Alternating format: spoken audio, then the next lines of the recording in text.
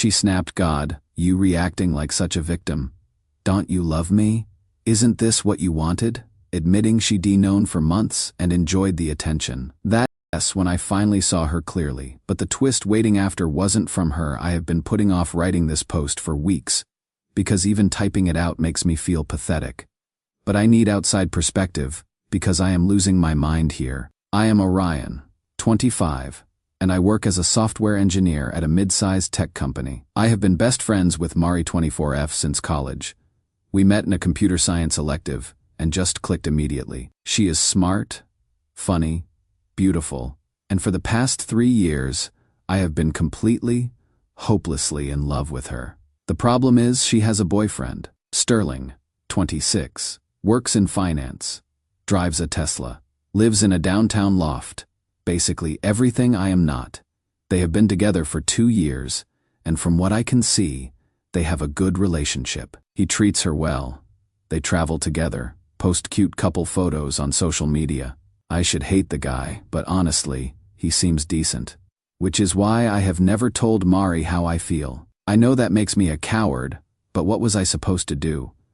Blow up a 3-year friendship and probably lose the most important person in my life just to get rejected. So I decided to be the supportive friend, figuring maybe these feelings would fade over time. They haven't faded. If anything, they have gotten stronger. The worst part is how good I have gotten at hiding it.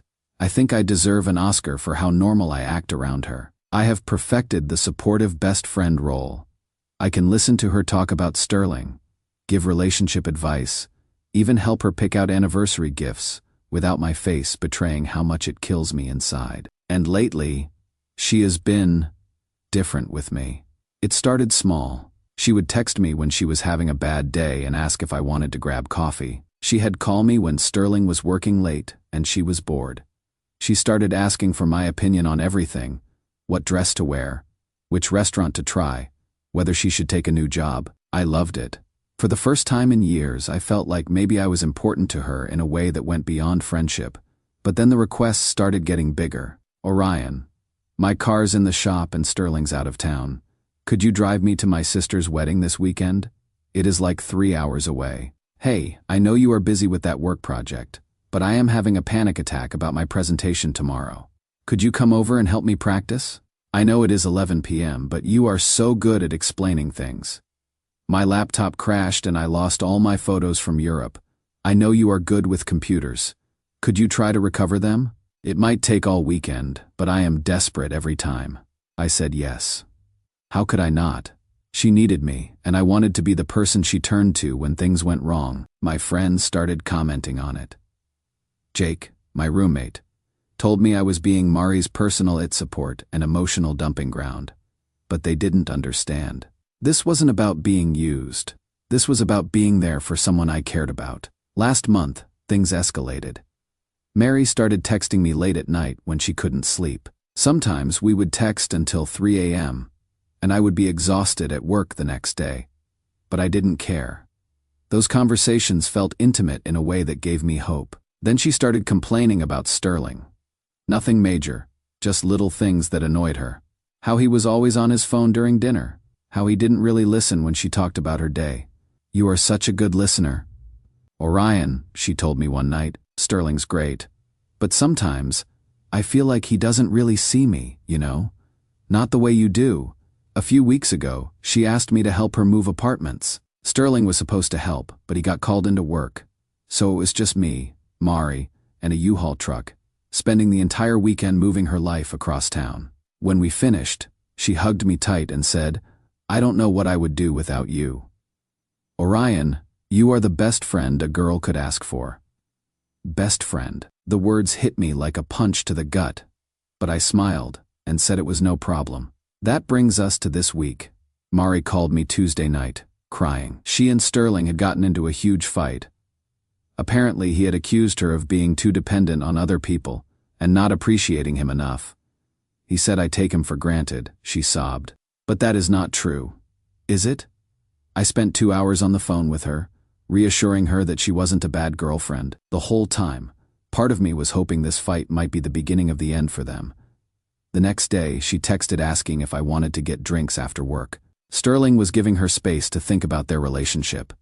We went to our usual spot, and Mari started venting about the fight. "He specifically mentioned you," she said. "What did he say about me?" "Just that you have been around a lot lately, that I call you when I should be calling him, that maybe I am too close to my male friends." "That is ridiculous," I said. "We are just friends." "Exactly. That is what I told him. You and I are just friends. We have always been just friends." But she didn't let go of my hand, and the way she was looking at me felt like she was asking me a question without saying the words. "Sterling thinks I am leading you on," she said quietly. "He thinks you have feelings for me and that I am encouraging it." My mouth went dry. "Do you think that is true?" She studied my face for a long moment. "I think you are one of the most important people in my life, and I think Sterling is jealous, because he knows he will never understand me the way you do." We sat there holding hands until last call. When I dropped her off, she hugged me longer than usual and whispered, "Thank you for always being there for me." I haven't heard from her since Wednesday night. Meanwhile, I saw on Instagram that she and Sterling went to brunch yesterday, both looking happy. I feel like I am losing my mind. Am I reading too much into everything? Is she actually interested in me? Or am I just the emotional support she turns to when her real relationship gets complicated? Edit. A lot of people are asking why I don't just tell her how I feel. Honestly, because I am terrified of losing her completely. Edit 2. Some of you are saying she knows exactly what she is doing. I really hope that is not true, but I am starting to wonder. Update. Thank you for all the comments on my last post. The consensus seemed to be that Mari knows exactly how I feel and is taking advantage of it. Since Wednesday, Mari has been texting me constantly. On Thursday, she asked if I thought she would look good with bangs and whether she should cut her hair. The next day, she sent me a movie review that reminded her of me, saying I had hate this particular rom-com so much. By Saturday, she was complaining again about Sterling spending too much time at the gym. Then Sunday night, when she couldn't sleep, she texted asking if I remembered that time in college when we stayed up all night talking about parallel universes. Each text gave me this little hit of dopamine, but then I would remember what you all said about emotional breadcrumbs, and I would feel stupid for getting excited. I was planning to pull back a little, maybe take longer to respond to texts. But then yesterday happened. I should mention that my company has this annual retreat every year. It is basically mandatory for anyone who wants to advance their career. And I have been looking forward to it for months. It is this weekend. Yesterday morning I was packing when Mari called. She was crying. "Orion, I need your help," she said. "Sterling and I had another huge fight last night, and he broke up with me." My first reaction was shock, then a surge of hope, then concern for Mari, because she was clearly devastated. "He said he cannot handle my friendship with you anymore. He said I am emotionally cheating, and that he is tired of feeling like the third wheel in his own relationship. He said I had to choose between him and you, and when I said that wasn't fair, he said that was my answer. I didn't know what to say." "I am sorry," she sobbed. "That must have been really hard." "It was awful. We have been together for 2 years, and now he is saying I care more about you than him, do you?" I asked. Before I could stop myself, she was quiet for a long moment. "I don't know. Maybe. Does that make me a terrible person?" My heart was pounding. "Mari, I know you care about me more than just as a friend. I have known for a while, and I should have said something, but I didn't know what to say. I love Sterling, but what we have, it is different. It is deeper. You are important to me too," I managed to say. "I need time to figure out what I want. But right now, I just need my best friend. I am a mess, and I don't want to be alone. Could you come over? I know you are probably busy, but..." That is when I remembered the retreat. "Mari, I want to be there for you.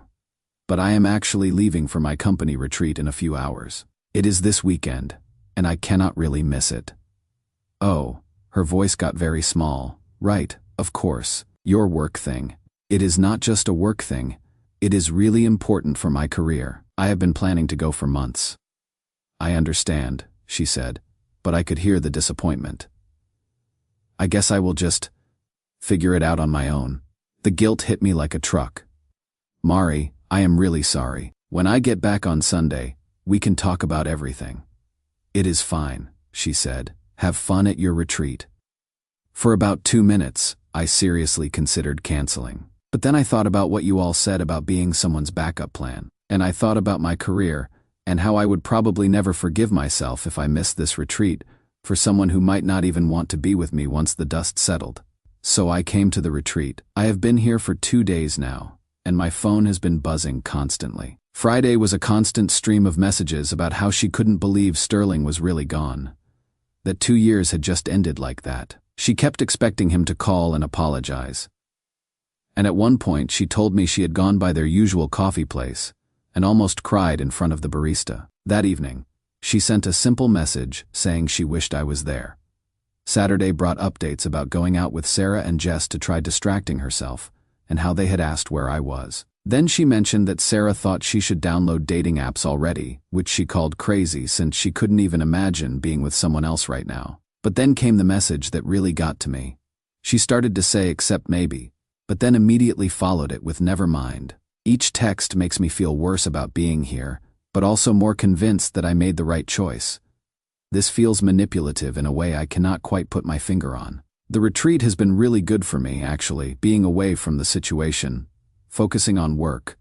It has given me perspective I didn't have before. Tomorrow, I go home. And I know Mari is going to want to have that conversation about what this means.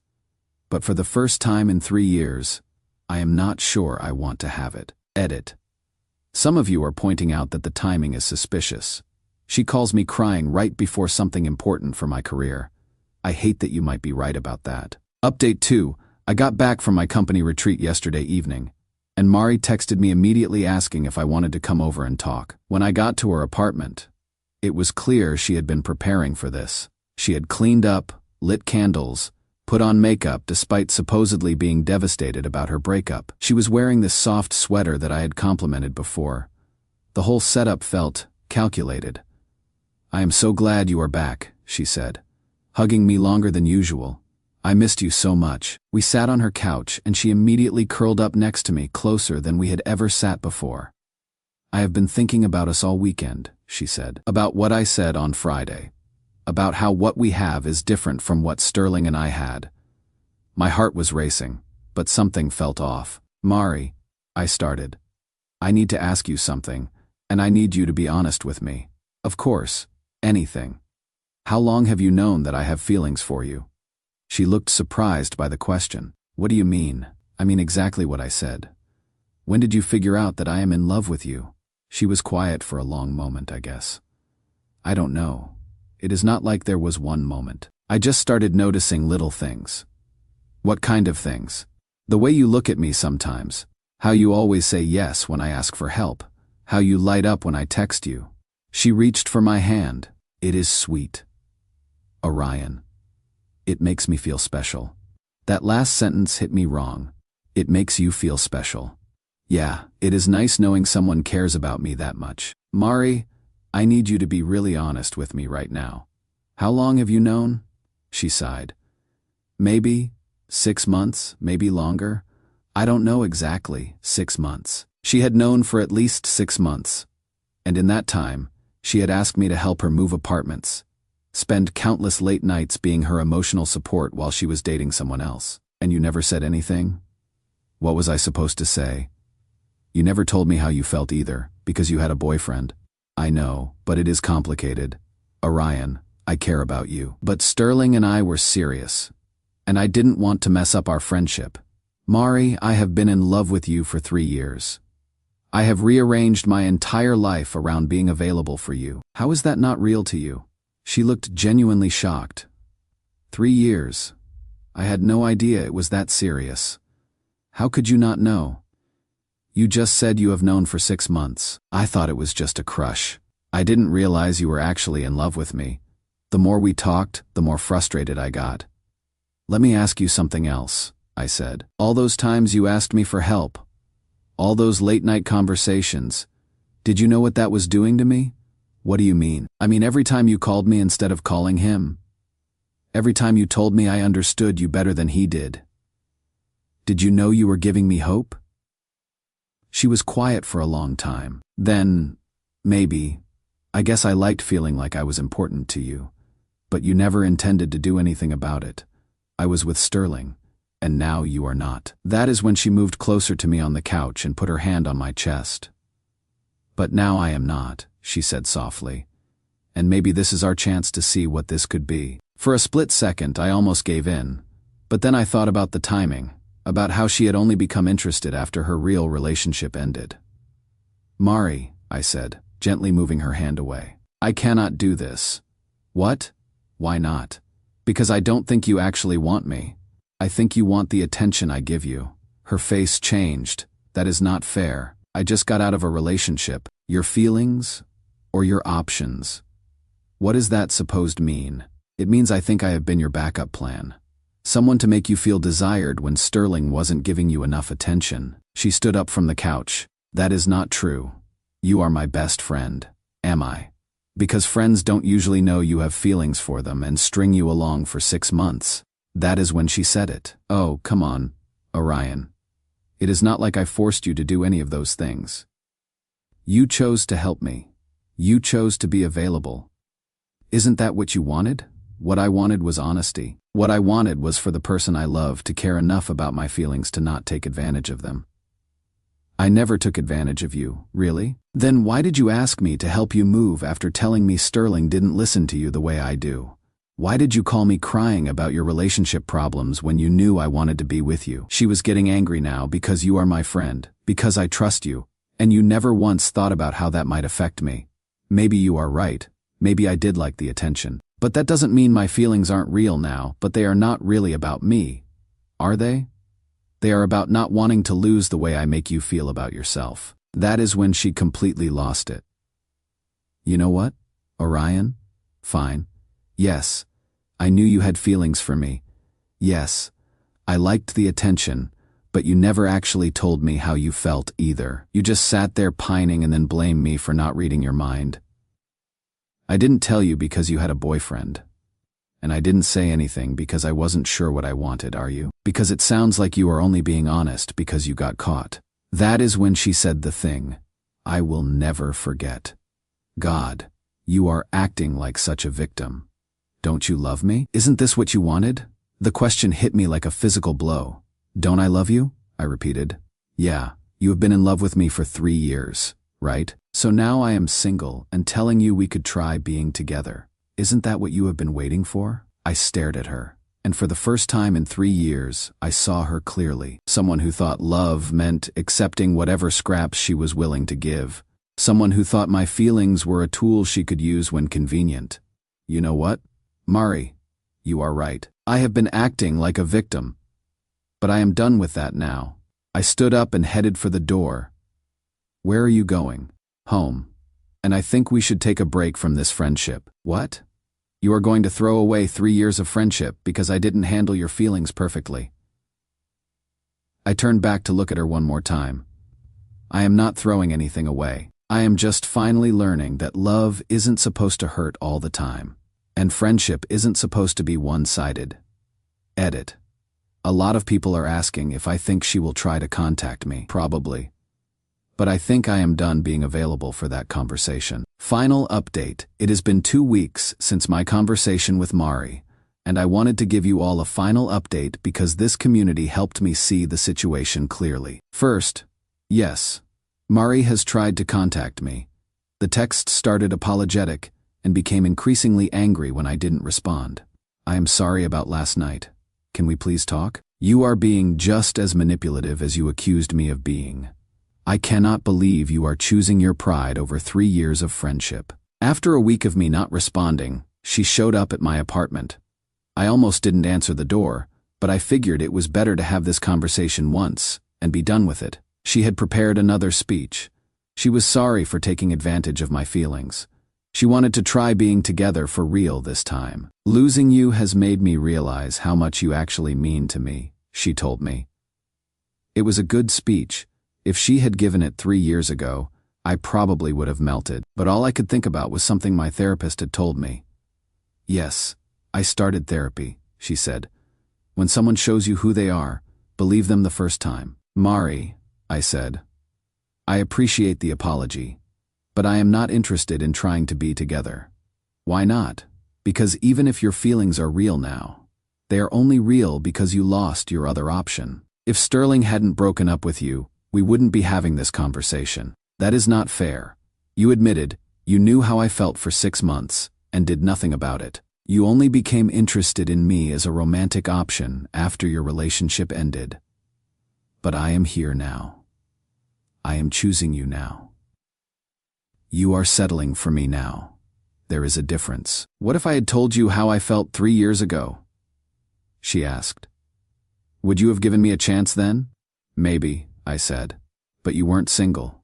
And you didn't tell me. And the fact that you could know how I felt and still ask me to help you move apartments while complaining about your boyfriend, that tells me something about your character. She left after that, and I haven't heard from her since. The weird thing is, I don't miss her as much as I thought I would. I think what I was missing wasn't actually Mari. It was the hope of being with her, the fantasy I had built up in my head. In therapy, I have been working on understanding why I was willing to accept so little for so long. Turns out I have some issues with self-worth, and Mari's treatment of me was just the latest example of me accepting crumbs when I deserved a whole meal. I have also been learning to recognize red flags, like when someone keeps you emotionally available while dating someone else, or when someone only becomes interested after their first choice becomes unavailable, or when someone knows you have feelings and uses those feelings to get support without reciprocating. I have started dating again, which feels weird but good. I went out with a woman last weekend who actually seemed excited to be there with me. She asked questions about my work, laughed at my jokes, and said she would love to see me again. It was such a simple interaction, but it made me realize how starved I had been for someone who was actually interested in me, not just comfortable with my interest in them. Being with someone who wants to be there reminded me what I deserve in a relationship. As for Mari, I hope she learned something from this too.